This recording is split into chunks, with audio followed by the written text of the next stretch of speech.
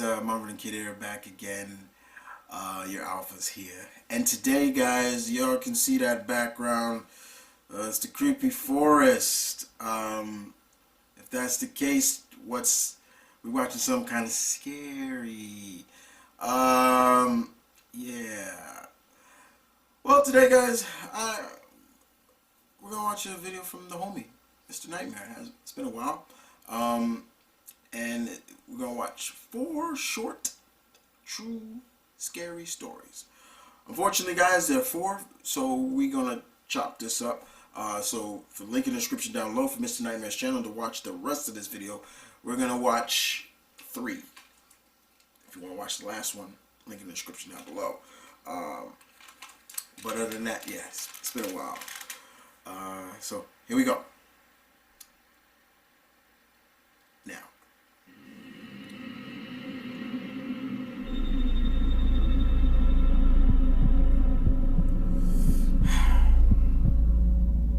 It was a Friday or a Saturday night. I was pre-gaming with some friends at my apartment before going out to a bar in town. One of my friends called the Uber, and we were all pretty drunk, laughing and being loud with typical drunken banter. Drunk? We got to the bar, and no line that night, surprisingly. At some point in the night, I asked for a girl's number who I'd been talking to.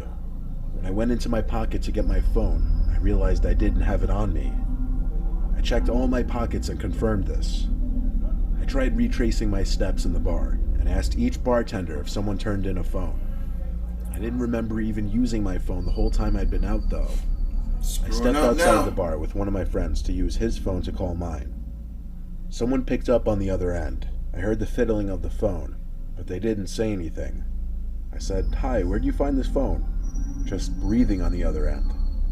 I asked them if they were at the bar, but they hung up on me. I looked at my friend and tried calling again. Went straight to voicemail, though. I tried using Find My iPhone, but apparently I had that feature switched off for some reason. This was a pretty sobering experience. There was no way I could have fun knowing my phone was stolen.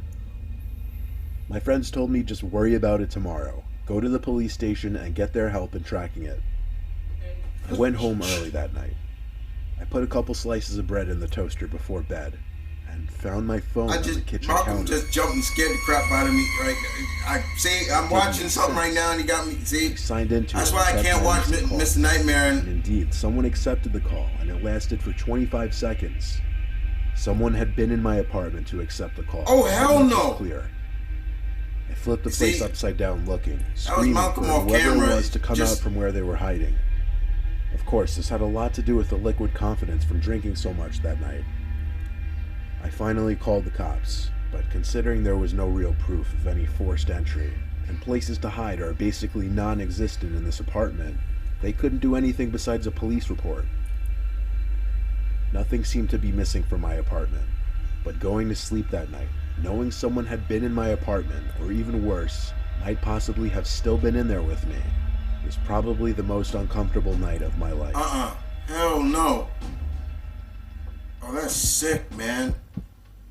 You lose your phone, somebody answers it, and basically and you're on the phone with them? I was 17 years old, and this happened on a late summer night. My dad and little brother had gone to a Boy Scout campout. My dad was one of the scoutmasters. I was home alone with my mom for the weekend. She was already in bed at this point. It was about 2 in the morning, and I was just finishing up my late night gaming. I had to go to the bathroom one more time before going to sleep, though. While sitting on the toilet playing games on my phone, I heard the faintest little tap on the bathroom door. "Mom, was that you?" "Mom," I yelled. It wasn't windy or anything. There didn't seem to be any logical way to dismiss it. I slowly and nervously opened the door, but there was nobody there. However, my bedroom door was now shut. I was certain I hadn't shut it. I went over to my mom's room and told her that I thought somebody was in my room. She didn't take me seriously and told me that she didn't know what to tell me. I tried to convince myself that maybe I did shut my door. I opened my door feeling extremely freaked out, and when I snuck a peek into the room, I felt like my heart exploded inside of my chest. You got a weapon, right? I could see a hand sticking out from behind the dresser in the corner of my room. Oh, that's Somebody was hiding there. I ran to my mom's room and locked the door behind me.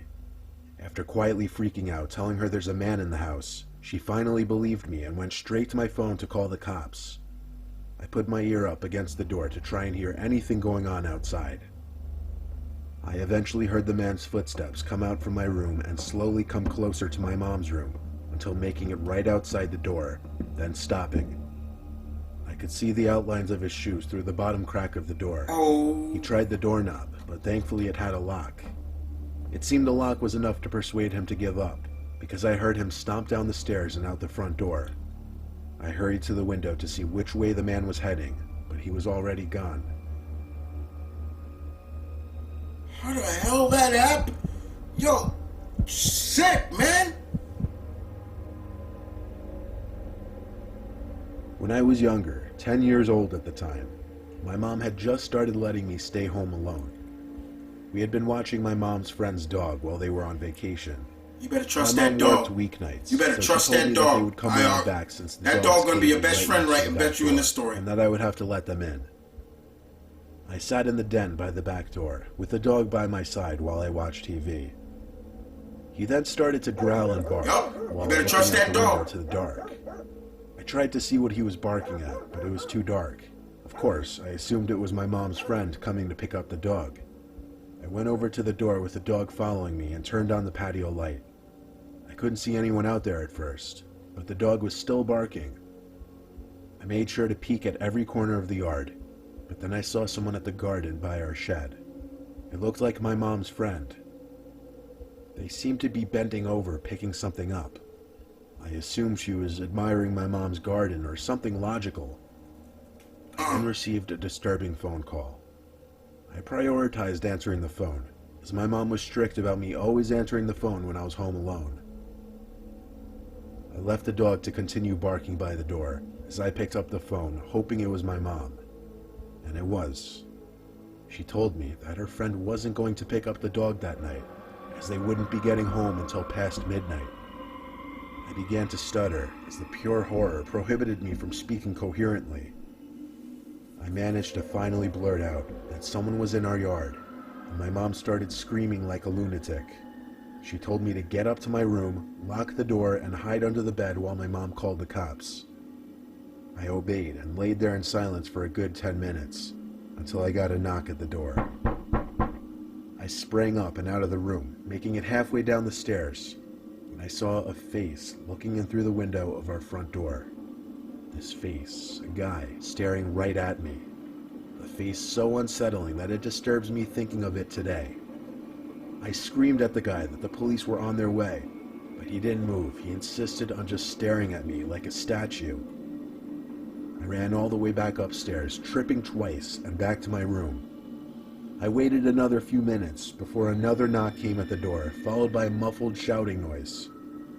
It was the police this time.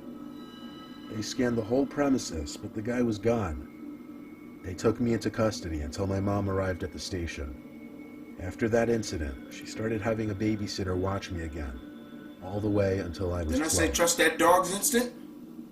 Yup. Okay, that's it.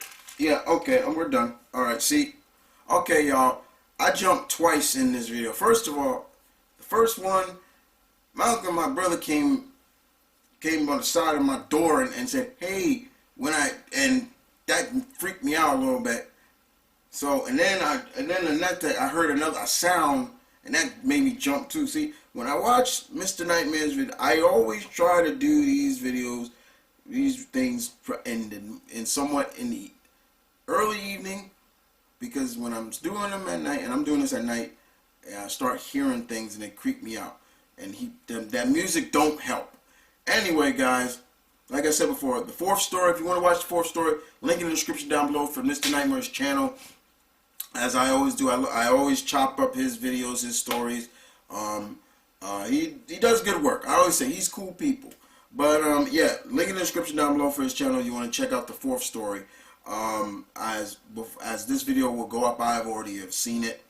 But those stories are, I remember the first time my parents allowed me to start staying home by myself. And I used to just hear some of the craziest things. My mind was playing tricks on me. And so I was just hearing things, and I'm getting nervous, things like that. But once again, as I always say, if you got an animal like a dog or anything like that, and that dog start growling and barking at things, trust that dog's instinct. It's trying to tell you something is off. And you know, Mr. Nightmare gives you, when he tells you, see, he gives you that. You're supposed to picture that in your head now. What's going on? And my psychotic psyche mind and crazy mind like that goes into that real quick. So yeah. Other than that, guys, look, I'm done. Were they scary? Not so much. The scariest thing is that, like I said, those things that I just explained. But they were still good in general. But other than that, guys, this is M.V.K saying peace, love, stay tuned, keep it real, stay positive, stay cool.